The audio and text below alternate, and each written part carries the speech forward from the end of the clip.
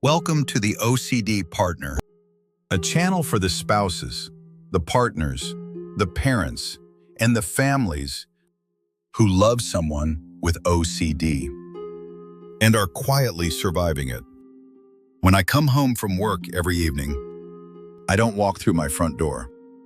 I sit in the garage, alone, and I wait. Sometimes it's 30 minutes, sometimes longer, because in my house, I am considered contaminated. This is my life. And until recently, I thought I was completely alone in it. My name isn't important. What matters is that I am a husband, a father. And for the past 6 years, I have been quietly navigating life inside a home controlled by contamination, OCD. This channel exists because I searched for years for someone telling this story. Not from the therapist chair, not from the person who has OCD, but from the partner, the spouse, the one holding everything together while quietly falling apart. I couldn't find that voice, so I decided to become it. Everything I share here is real. The details have been changed to protect my family's privacy. But the truth of what I describe, that is 100% our daily life. It didn't start this way.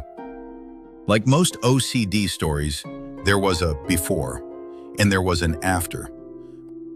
The before was normal. We were a young couple building a life. Then COVID arrived in 2020, and with it came something we didn't have a name for yet. At first, it looked like caution. Washing hands after coming inside, changing clothes, wiping down groceries. During a global pandemic, none of that seemed unusual. The whole world was doing a version of it. But the world eventually stopped. And in our home, it didn't. By 2021, we had a newborn child. And slowly, quietly, the rules began to multiply. Let me walk you through a single day in our home. Not a bad day, just a normal one.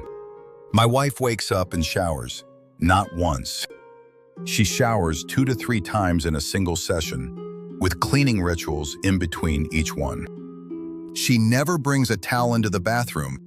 She walks dripping wet across the room each time because the towel lives in the closet, and the closet is a different zone. Our child goes through this process with her, showered at least twice, as part of the same morning ritual. By the time they come downstairs, it is often close to midday. Once downstairs, my wife washes her hands immediately, then makes our child wash theirs, then returns and washes again. Not just the hands, up to the elbows, every time. She doesn't dry them with a towel or a napkin. Those aren't allowed. Her hands are often still dripping when she moves to the next task. Our house has zones now.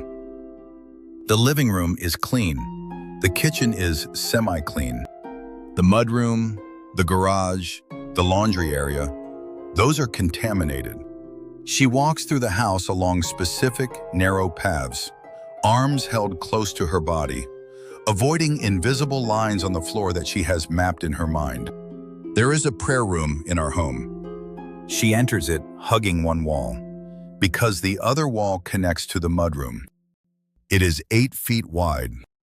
She takes the long way around every single time. If she needs to use the bathroom during the day, she changes into clothes she considers dirty first, uses only the upstairs bathroom, then goes through a full cleaning ritual to return. Our child is not allowed to use the bathroom independently. They either wear a diaper during the day or use the kitchen sink. In the afternoon, she showers again. This shower lasts 45 minutes, sometimes an hour. And then I come home.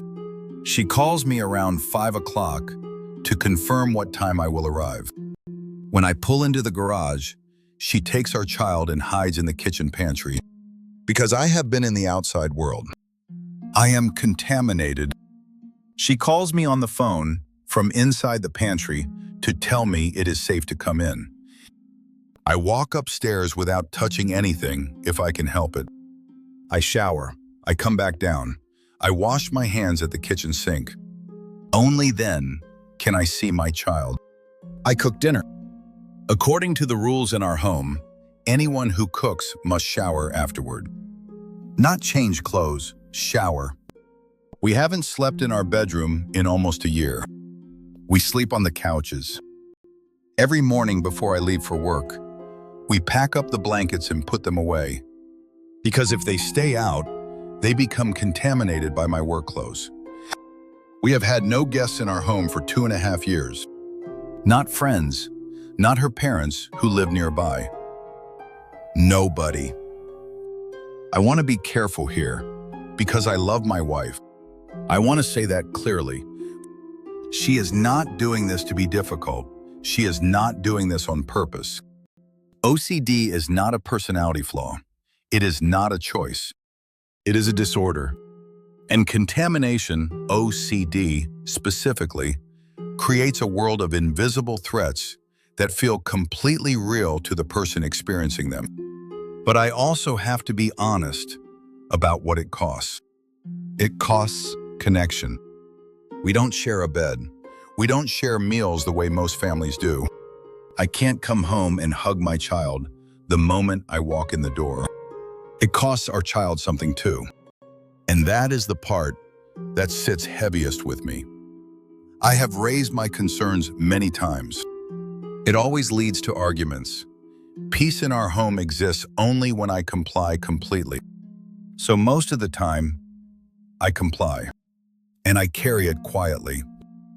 If you are listening to this and recognizing your own life in what I am describing, I made this for you. In the videos ahead,